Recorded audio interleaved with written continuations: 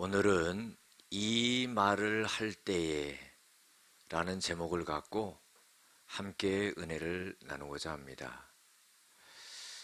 여러분들, 우리가 신앙생활 할 때 세 가지를 꼭 염두해야 된다, 이렇게 생각을 합니다. 첫 번째로는요, 우리의 삶이 우연이 아니라 필연 속에서 살아간다 하는 생각을 가져야 돼요.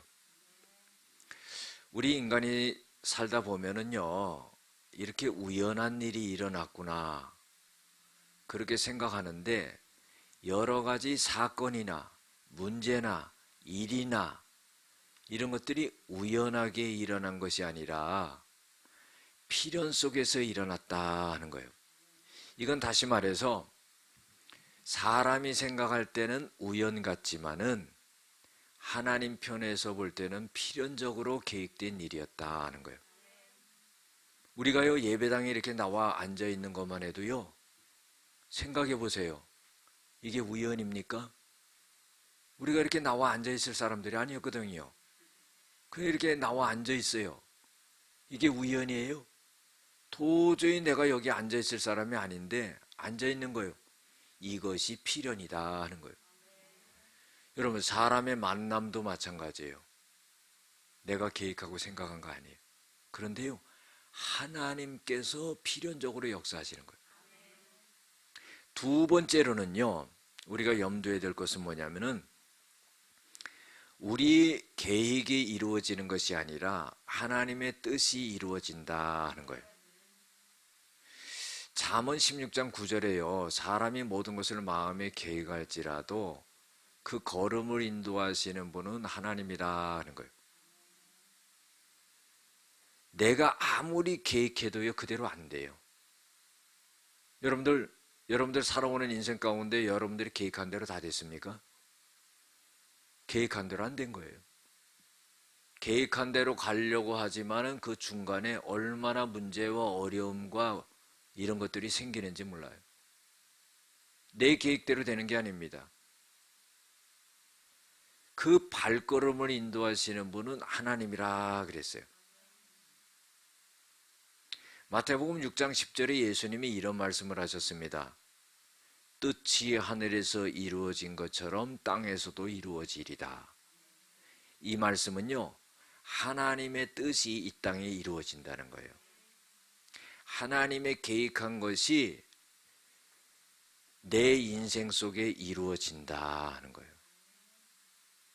세 번째로는요, 우리가 염두에 될 것이, 우리가 육신적인 삶이 아니라 영적인 삶이라는 것을 알아야 된다 하는 거예요. 예수를 안 믿는 사람들은요, 예수 믿는 사람들을 의아하게 생각합니다. 저 사람들 좀 모자란 거 아니야? 교회 나가서 하는 일을 보니까 뭐 예배를 드린다고 그러는데, 또 뭐 봉사를 한다고 그러는데,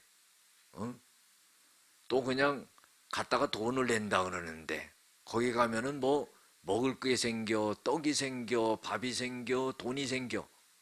그 시간에 열심히 일해가지고 돈 벌고 그렇게 살지.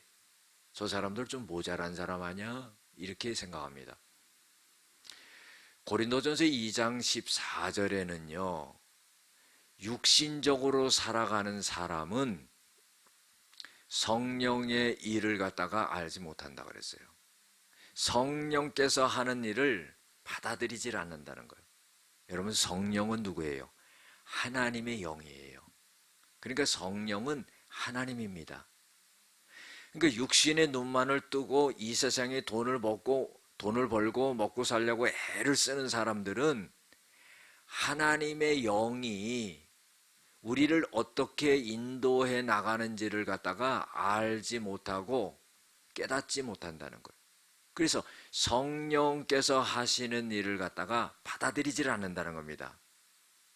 오히려요, 어리석게 여기고요, 성령이 하는 일을 알지도 못하느니라 그랬어요. 그러면서 13절과 14절에는 뭐라고 말씀하냐면요, 영적인 일은 영적으로 분별하는 일이라. 여러분들, 사람이 눈만 뜨고 육신만 갖고 살다가요, 죽으면 땅에 묻혀 끝나는 게 아닙니다. 육신만으로 우리가 구성된 게 아니에요. 우리가 영혼이 있거든요. 자, 보세요. 제가요, 한 30년 전쯤 됐어요. 제가 그때 교육전도사였습니다. 교육전도사를 하면서 조그만 교회요, 구역도 맡아서 또 예배를 인도했어요. 왜? 목사님이 시키니까. 시키니까 해야지요. 그래가지고는 어느 날 새신자가 한 명 왔습니다. 중년 남성이에요. 그때 당시 한 55세에서 60세 사이인 것 같아요. 아주 남루한 사람이 교회를 들어온 거예요. 그래서 한번 지나가다 들렸나 생각을 했는데 다음 주도 나오고 또 다음 주도 나와요. 그러니까 목사님이 저보고, 그때 전도사니까 윤 전도사가 가서 신방 좀 하라고 그러더라고. 그래서 알았습니다. 그래가지고 이제 가서 신방을 하려고 그러는데 뭐 저 혼자 갈 수 없잖아요. 그때 결혼도 안 했으니까. 제가 지금 결혼해서 출세했습니다. 그 결혼을 안 해가지고 권사님 한 분을 제가 말씀드렸어요. 권사님, 목사님이 신방을 하는데 한번 같이 갑시다. 그래서 예, 그래서 날짜 잡아서 갔어요. 갔는데 나는요, 세상에 그런 집은 처음 봤어. 지하로 내려가더라고. 그런데 완전히 그 옛날 차고 있잖아요. 창문도 없어요. 후황 하나만요, 싹 돌아가요. 음산하고 찜찜하고, 칸도 막아져 있는 게 아니에요. 저쪽 구석에다가 평상 깔아놓고 거기가 침실이에요. 싱크대 있고. 하하, 이런 집도 또 처음이네. 그 뭐 그렇다고 또 도로 나올 수도 없잖아요. 그 들어가서 예배를 드리는데 찬송을 부르고 이제 말씀을 읽고, 권사님 기도해 주세요. 대표 기도 시켰어요. 기도를 하는데요, 아니 권사님이요, 행설수설을 하는 거예요. 기도하는데. 아니 기도를 하는데요, 제대로 기도를 하지 않고 막 안절부절하면서 행설수설을 하는데 한 30분을 했어요. 아니 기도를 갖다가 그렇게 신방 가서 30분씩 하면은요, 나는 설교를 언제 하라고. 어떤 큰 교회에서는요, 목사님이 이제 설교하기 전에 장로님이 기도하는데 한 30분 하더래요. 그래서 목사님 하도 화가 나서 머리기둥이를 잡아다닐 때 그만하라고. 아니 기도를 간단 명료하게 해야지 그 다음에 설교하잖아요. 그런데 막 아주 기도를 갖다가 막 횡설수설하면서 한 30분 하고, 제가 마음속에요, 다음서부터는 이 권사님은 절대 신방 안 데리고 다닌다 결심을 했어요. 그리고 나와서요, 나 혼자 나와버렸어요. 그냥 화가 나가지고 나와서 막 앞으로 가는데 막 뒤에 쫓아오면서 전도사님 쫓아오면서요 막 나를 불러요. 알아챈 거지요. 내가 왜 그러는지 알아챈 거지요. 자기가 기도 오래 해가지고 그런 걸 알아챈 겁니다. 그러니까 나를 붙잡고는, 전도사님 제가 기도하는데요, 딱 상을 놓고 이렇게 예배드리는 그 상 밑에서 귀신이 나와가지고는 돌아다니는데 그것 때문에 기도하느라고 혼이 났습니다. 그래. 그 얘기를 하더라고. 그런데 그분이 교회를 왜 나온지 아세요? 자기 제 발로 걸어 나온 겁니다. 누가 전도해서 나온 게 아니라 제 발로 걸어 나왔는데 이런 말을 하는 거예요. 자기네 가족들, 친척들이 다 잡신을 믿다가요, 예수를 다 믿게 된 거야. 교회를 따가 나가는 거예요. 그러더니요, 마지막 한 말을 딱 했대요. 야, 우리는 이제 교회 나가기 때문에 이제 귀신이 다 너한테 간다. 그러니까 겁이 나가지고 하여튼 기어 나온 거예요. 그러니까 사할래니까 할 수 없는 거야. 아니 다 같이 잡신을 믿으면은 그냥 의지하고 그냥 그거 하면 되는데 어느 날 그냥 다 교회를 나가버린 거예요. 그리고 귀신이 이제 니네 집에 다 달라붙는다. 안 그럴까 딱 예배를 드리는데 귀신이 그냥 그런 거예요. 여러분들 이런 얘기 하면은 세상 사람들이 아유 귀신이 무슨 귀신이 있냐 그러잖아요. 성경에 예수님이 귀신 쫓아냈잖아요. 저도 귀신 뭐 몇 마리 쫓아냈습니다. 여러분들 귀신이 있는 거예요. 그러니까 뭐냐면 우리가 육신적인 눈만을 뜨고 살아가는 게 아니라 영적으로 영적인 눈을 떠야 된다는 겁니다. 고린도전서 10장 20절에 보면은요, 이방인들이 제사를 하는 것은 귀신에게 하는 것이요, 너희들은 그 귀신과 교제하는 자가 되기를 원치 아니하노라 그랬어요. 이방인이라는 것은 뭐예요? 예수님을 믿지 않는 사람들이 제사를 드리잖아요. 그거는요, 귀신하게 하는 거라고 성경에 분명히 딱 말해주고 있잖아요. 귀신 끌어들이는 거예요. 여러분들 귀신 끌어들여가지고는 좋을 게 하나도 없어요. 성경에 보면은요, 요한복음 8장 44절에 보면요, 귀신은요, 마귀는 처음부터 살인자요 거짓말장이라 그랬어요. 예. 그래서요, 45절에 보면 예수님이요, 내가 진리를 너희들에게 말하지만 너희들은 그거를 듣지 않고 믿지 않는다 그랬어요. 요한복음 8장 32절에 보면은요, 진리가 너희를 자유케 하리라 그랬어요. 이건 뭐냐면은 하나님의 말씀을 통해서 자유로움을 갖고 복되게 살아갈 수 있다 하는데, 예수님이 말씀하시는 거는 믿지 않는데 마귀의 말은 믿는다는 거예요. 그래서 그 마귀는 처음부터 거짓말장이고 살인자라는 거예요. 요한복음 10장에 보면 예수님이 이런 말씀하셨어요. 도둑이 오는 것은 죽이고 멸망시키러 온 것이고, 여기서 도둑은 어떤 것을 의미하냐면 사탄이에요. 귀신이에요. 내가 온 것은, 예수님이 온 것은 생명을 얻게 하고 더 풍성히 얻게 하려 하심이라. 그거는 살려주려고 그런다는 거예요. 제가 어떤 사람한테 얘기를 들었는데, 시골에서요, 동네 사람이 죽었는데 이 사람이 숨이 깔딱깔딱 넘어가면서 안 죽으려고 바둥바둥거리더래요. 그러더니요, 막 소리를 지르면서 막 그냥 그래서 왜 그러냐고 그랬더니, 저기 밖에 검은 옷 입은 사람이 검은 갓을 쓰고 데려가려고 기다리고 있대. 그러니까 그걸 보니까 안 가려고 그러는 거예요. 여러분들, 우리가 살아있을 때는요, 그 세계를 못 봅니다. 근데 죽으려고 그러잖아요.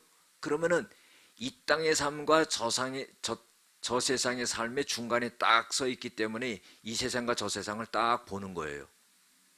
이해가 되시죠? 꼭 경험해야 되겠습니까? 그 시점 꼭 경험해야 되겠어요. 믿으시기 바랍니다. 아멘이 안 나오니까 제가 구체적으로 설명을 해요. 요 세상과 저 세상에 딱 서 있으니까 그걸 보는 거야. 바둥바둥 거리는 거예요. 미리 예수님 믿어놓으면 얼마나 좋아. 어떤 분은요, 아버지가 돌아가신다고 전부 가족들이 모였는데 막 울고불고 난리가 났어요. 아버지 돌아가신다고. 그런데요, 이 아버지가 환상을 본 거야. 예수님이 딱 오셔가지고 자기 손을 딱 붙잡고 가자 그러는 거예요. 그러니까 이 아버지가, 너희들 울지 말라. Don't cry. 언더스탠드죠? 울지 말라. 예수님이 오셔서 지금 내 손을 잡았으니까 너희들 내 몸에 손대지 마라. 그러니까 막 울던 자녀들이요, 막 찬송가를 막 부르는 거예요. 천국 환송가. 죽는데요, 천국 환송식을 하는 거야. 얼마나 기뻐. 여러분들, 우리도 장례식이라고 그러지 말고 천국 환송식. 할렐루야.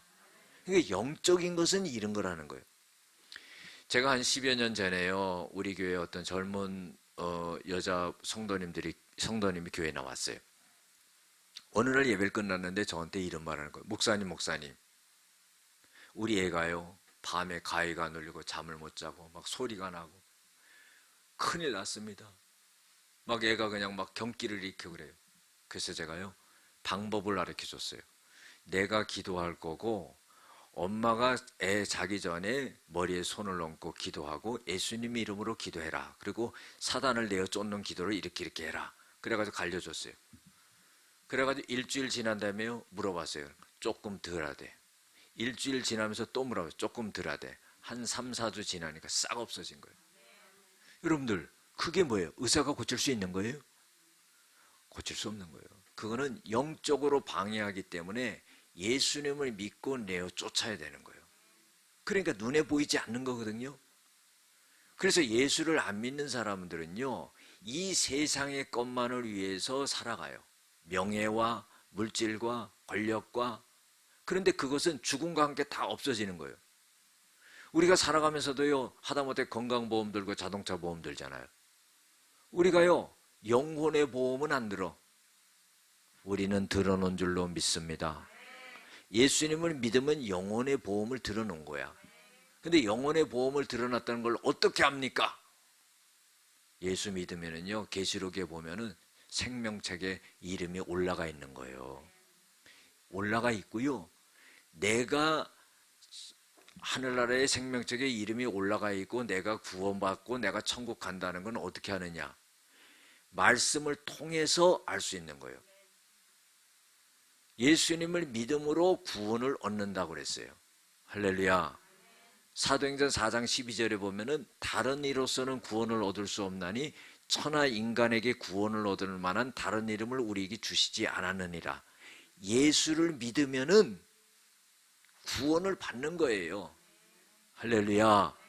그래서 내가 구원 받았다는 것을 어떻게 느끼느냐? 뭐 증명서를 주는 것도 아니잖아요. 하늘나라에서. 마음에 평안이 있는 거예요. 교회 나오면은요, 마음이 평안해지는 거예요. 여러분 그걸 느껴야 됩니다. 자 보세요. 세상에 살면서 복잡하고 어렵고 문제 풀지 못하는 것 때문에 괴로워하고 고민하고, 그런데 교회 나와서 예배 드릴 때요, 그게요 한꺼번에 다 날아가 버려요. 그게 한꺼번에 다 날아가 버려요. 아멘이 안 나오니까 자꾸 이러는 거죠. 한꺼번에 다 날아가 버려요. 제가 오늘 교회 나와서도요, 너무 감동이 돼서 눈물을 흘렸습니다. 눈물이 나는 걸 어떻게 해요? 우리 성도님들은 자주 울어요. 그러면 손수건들 선물을 해야 돼요. 감동이 되니까 눈물이 흘려지는 거예요. 오늘 또 제가 뭘 느꼈냐면요, 설교 끝나고 오늘 기도해 줄 때요, 여러분들 악의 영들이 다 떠나갈 줄로 믿습니다. 여러분들의 문제도 하나님이 해결할 줄로 믿습니다. 그런 믿음이 딱 오더라고요. 이게 뭐냐? 바로 영적인 것이다 하는 거예요. 그래서 우리가 꼭 이 세 가지를 염두에 두면서 살아가야 됩니다. 오늘 말씀은요, 간단한 말씀이에요. 사도행전 10장을 다 설명을 해야 되는데 간단히 설명을 드리면은, 가이사라의 고넬료라고 하는 백부장이 있었어요. 이 로마 사람입니다. 이스라엘 백성들, 즉 유대인들을 갖다가 식민지로 삼아서 지금 와 있는 겁니다. 그런데 이 백부장은 100명의 군대를 거느리는 사람이죠. 여러분들 백부장, 성경에 나와 있는 백부장들이요, 참 믿음이 좋았어요. 그리고요, 백부장은 군인이잖아요. 군인은 결단력이 있더라고. 마태복음 8장에도요, 예수님을 놀라게 했던 사람이 누구예요? 백부장이에요. 이스라엘에서 이만한 믿음을 만나보지 못하였노라. 여러분들 이스라엘 백성이 아닌데도요, 어떻게 소문을 듣고는 예수님을 믿은 거예요. 그리고 그 믿는 믿음을 표현해 보니까 예수님이 놀랄 정도로 그런 믿음이 된 거예요. 아, 믿으려면 믿고 말라면 말아야지. 중간지간에 서가지고 그거 되겠습니까? 차든지 덥든지 해라. 미지근하면 토해내리라. 화끈하게 믿어야지요. 근데 백부장들이요, 딱 믿은 거야.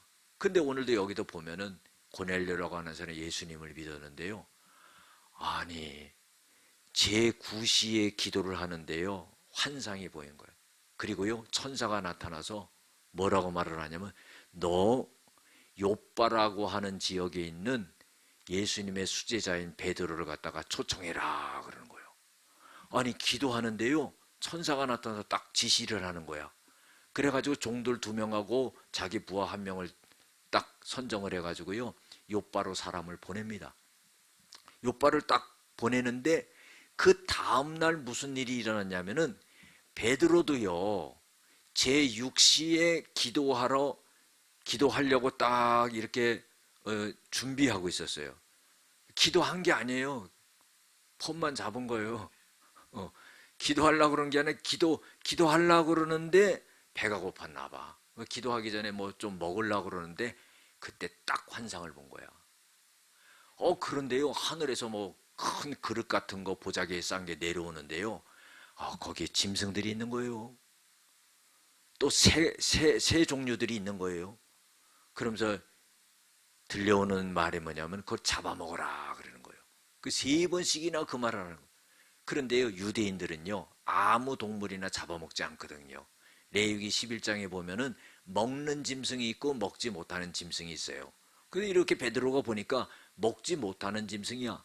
그래서 아이고, 나는 이거는 유대인으로서 내가 잡아먹을 수 없습니다. 그러니까 잡아먹어라. 잡아먹을 수 없습니다. 잡아먹어라. 그래서 3번, 3세판 딱 그렇게 얘기를 한 거예요. 그랬더니 선사가 하는 말이 뭐냐면 내가 그거를 갖다가 속되지 않다 하는데 네가 왜 그걸 거부하느냐 그런 거야. 그래서 베드로가 기도하려고 하다가 이게 무슨 환상이야? 이거는 무슨 의미야? 이게 뭘 의미하는 거야? 막 그런 거예요. 의문을 가진 거야. 그 환상에 대한 해답을 딱 얻지를 못한 거예요. 그랬는데요. 그때에 그 생각을 하고 있는데 가이사라에서 고넬료가 보낸 사람들이 문에 도착한 거예요. 그랬는데 딱 도착하니까 하나님께서 이 베드로에게 너 그 사람들을 따라가라 그러는 거예요. 내가 그 사람들을 보내노라 그런 거예요. 그래가지고는요, 이 사람이 고넬료가 보낸 사람들이요, 이 베드로가 어디 있는지 어떻게 합니까? 그런데 무두장이 시몬의 집에 있다 딱 알려준 거야. 그러니까 딱 찾아가죠. 그때는 내비도 없었습니다. 하나님이 딱 지시해가지고요 찾아가가지고 딱 만난 거예요. 그리고 너는 이 사람들을 쫓아가라 그런 거예요. 그래가지고는요 베드로가 고넬료가 보낸 사람들을 따라가지고 가이사라로 갔습니다. 가가지고 이 고넬료 집에 딱 들어가 보니까 아이고, 고넬료가요 자기 친척들과 친구들을 싹 다 모아놓은 거야. 여러분들 목사가 신방 갈 때 싹 다 모아놔야 돼요. 할렐루야. 자기만 달랑 있지 말고 그래 딱 모아놓은 거예요. 그 베드로가 딱 들어가니까 이 고넬료가요 넙죽 엎드려서 절을 하는 거예요. 처음 보는 건데 그래도 자기도 100명 정도 거느리는 군사의 장교인데 이 베드로 앞에 넙죽 엎드리는 거예요. 이 베드로가요 얼른 일으킵니다. 내가 하나님이 아니다. 나도 사람이다. 그래서 일으킨 거예요. 그러면서 물어봐요. 왜 나를 초청했느냐 그랬더니 하는 말이 하나님께서 명령하신 말씀을 당신을 통해서 듣고자 하나이다. 여러분들 이게 중요한 거예요. 여러분들은 오늘 왜 나오셨어요? 하나님 말씀 듣고 예배드리기 위해서 나온 거예요. 하나님의 말씀을 들을 때요 모든 것이 살아나게 되는 역사가 일어납니다. 우리의 심령이 살아나는 거예요. 하나님의 말씀을 들을 때요 믿음이 생기는 거예요. 하나님의 말씀을 들을 때요 능력이 생기는 거예요. 모든 방해하는 것들이 떠나가는 거예요. 하나님의 말씀을 듣고자 합니다 그랬어요. 그래가지고요 참 귀하다. 이방인이 나를 갖다가 초청하다니. 유대인들이요 이방인들을 만나서 먹고 마시고 얘기하고 이게 법으로 금지되어 있었어요. 그 베드로도 안 가려고 그랬거든요. 근데 하나님이 어떻게 해요? 가라. 그래서 온 거예요.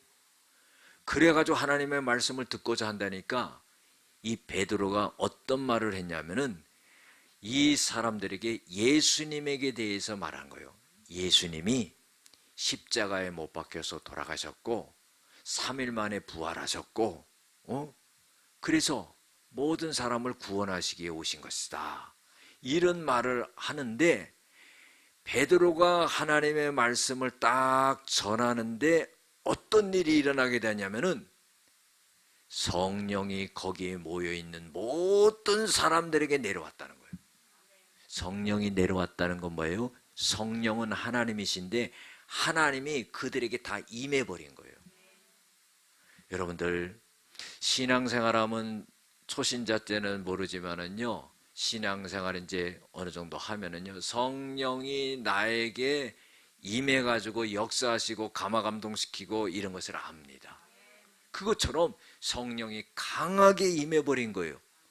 그러니까요, 베드로를 따라왔던 유대인들도 놀란 거예요. 아니, 유대인도 아닌데 이방인들에게도 하나님의 성령이 임하네? 막 놀래버린 거예요. 그러니까 베드로가요, 아니, 우리에게만 성령이 내리는 줄 알았더니 이방인들에게도 하나님의 성령이 임하시네? 그러면은 이 사람들에게 물 세례를 주지 못할 것이 뭐 있냐? 물 가져와라. 그래가지고 그 사람들을 전부 물 세례를 주는 그런 역사가 일어나요. 여러분들, 사도행전에 보면은요, 성령이 임하시는 경우가 4가지가 나옵니다. 사도행전 2장 4절에 보면 첫 번째로 성령이 어떻게 임하냐면요, 기도할 때 성령이 임했어요. 그러니까 마가의 다락방에서 120명이 모여서 막 기도를 할 때 성령이 임하게 된 거예요.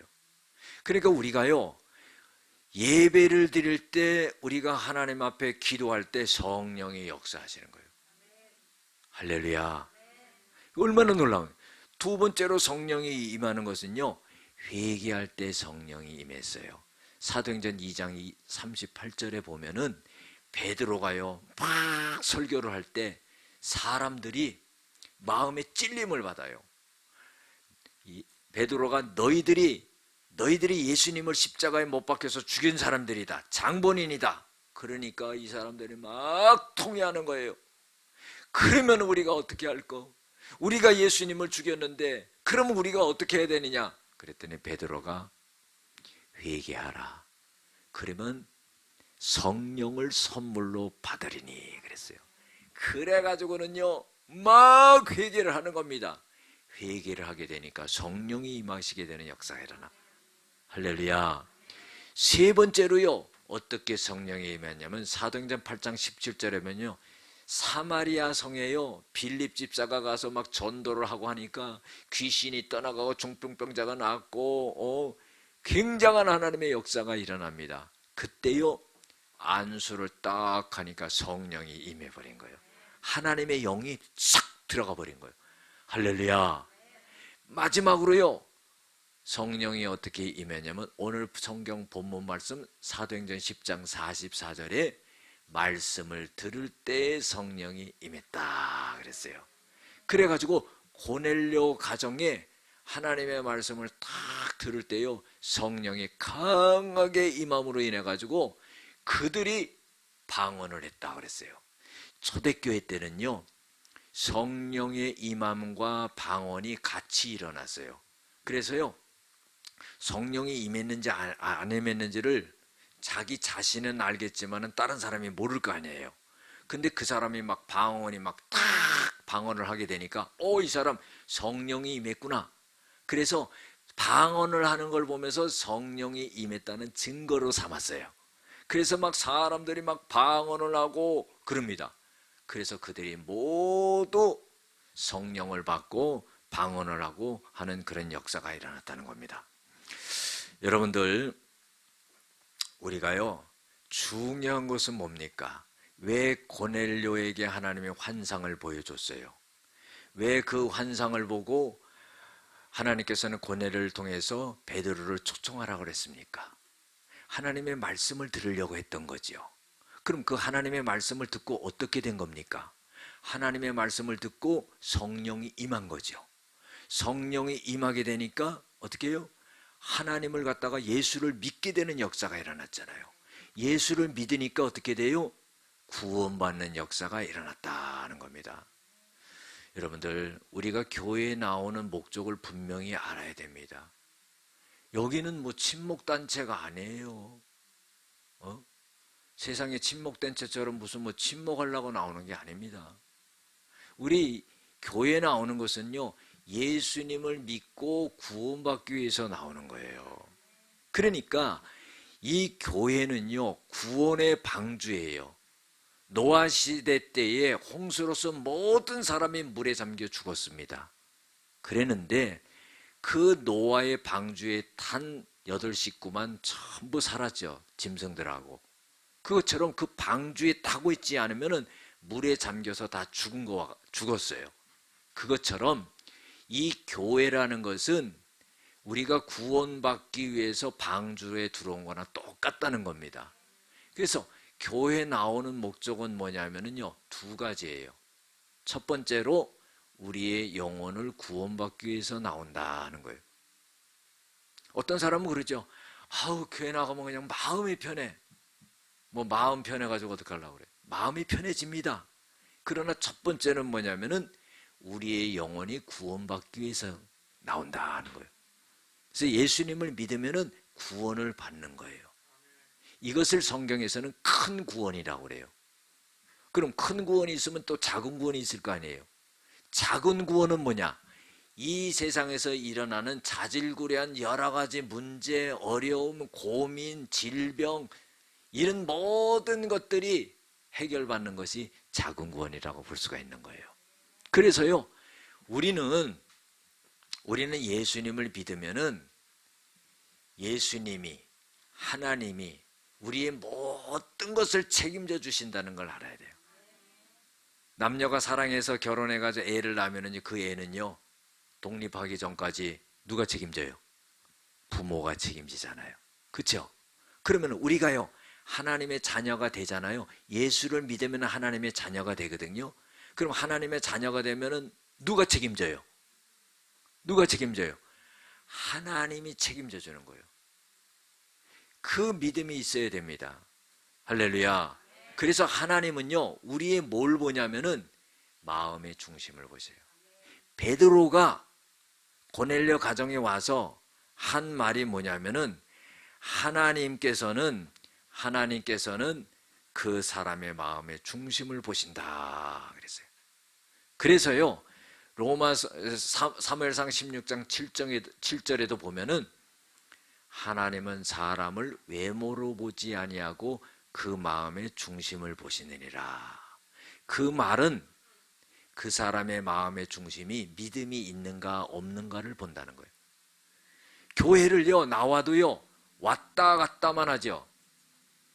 이사야 1장에 보면은요, 12절 이하에 보면은 너희들은 성전 마당만 밟고 왔다 갔다 한다는 거예요. 여러분, 그래서는 안 된다는 거예요. 교회만 왔다 갔다 해서 마당만 밟고 왔다 갔다 해서는 아무 소용이 없다는 거예요. 중요한 건 뭐예요? 내 마음의 중심에 예수님을, 하나님을 딱 믿어야 된다는 거예요. 믿는 거하고 믿지 않는 거하고 어떻게 차이가 나느냐? 믿지 않는 사람에게는요, 역사가 일어나질 않아요. 그러나요, 믿는 사람에게는요, 하나님이 내 삶 속에서 하나님이 이렇게 일을 하고 계시네. 하나님이 이 문제도 해결해 주시네. 하나님이 내가 가지고 마음이 공고했는데 내 마음을 평안하게 해주시네. 이런 역사가 일어나는 거예요. 그거 뭡니까? 마음의 중심에 믿음이 있어야 된다는 거예요. 신명기 10장 17절에도요, 하나님은 신중의 신이다 그랬어요. 잡신 아는 줄로 믿습니다. 하나님은 신중의 신, 제일 높은 신이에요. 주님 중에 주님이시라는 거예요. 우리의 주님은 누구냐면 내가 아니에요. 예수님을 믿지 않을 때는 내가 주인이죠. 그러나 예수님을 믿으면은 예수님을 내 안에 모셔드렸기 때문에 예수님이 나의 주인인 거예요. 그래서 신 중에 신이요, 주님 중에 주님이시요, 크고 두려우신 분이요, 그분은 사람의 마음의 중심을 보시고 뇌물을 받지 아니하신다 그랬어요. 여러분들, 얼마나 하나님이 좋으신 하나님이에요. 로마서 2장 11절에도요, 그런 말씀을 하시는 거예요. 악을 행하는 자의 영은 하나님께서 환난과 곤고를 주시고, 선을 행하는 자의 영은 영광과 존귀와 평안을 주신다는 거예요. 이는 하나님이 그 사람의 마음의 중심을 보시기 때문이라 그랬어요. 우리의 마음의 중심이 이 백부장 고넬료처럼 마음에 믿음이 있어야 된다는 거예요. 그 믿음을 딱 가지면은 하나님이 딱 쳐다봐요. 사람은 사람을 쳐다봐서 마음의 중심이 뭐가 있는지 몰라요. 겉으로는 이런 말 하는데 속으로는 딴 마음 먹고 있어. 근데 하나님은 딱 쳐다보면서 그 마음의 중심을 네가 믿음이 있구나. 그래서 이 고넬료가 사도행전 10장 2절에 보면은 백부장 고넬료는 경건하고 그랬어요. 하나님을 경외하고 그랬어요. 많은 사람을 구제하고 그리고 항상 기도하더니, 여러분들 이 정도 되면 믿음 있는 사람 아니겠어요? 그래서 하나님께서는 그 마음의 중심을 보시고 하나님께서는 고넬료 가정을 전부 구원하는데 그 친척들까지 그 친구들까지 다 구원하는 역사가 일어났다는 거예요. 우리도요 고넬료 같은 사람이 되어야 된다는 겁니다. 이 한 사람을 통해서요 내 주위에 죽어가는 사람들을 다 건져내야 된다는 거예요. 그 믿음을 가질 때 하나님께서는 나를 통하여서 수많은 영혼을 살려내는 역사가 일어나고 그들이 저 하늘나라 생명책의 이름이 기록되고 이 땅에 사는 날 동안도 하나님의 평안과 기쁨이 있고 어떤 문제와 어떤 어려움이 있어도 하나님이 나의 주인이 되시기 때문에 모든 걸 책임지고 하나님께서 그 인생을 열어가신다는 거예요. 기도하시겠습니다. 은혜와 사랑이 많으신 아버지 하나님, 우리도 고넬료 같은 믿음이 되어지게 하여 주시고 하나님 주위에 있는 많은 사람들의 영혼을 다 구원하는 역사가 일어나게 하여 주시옵소서. 예수님의 이름으로 기도드렸습니다. 아멘.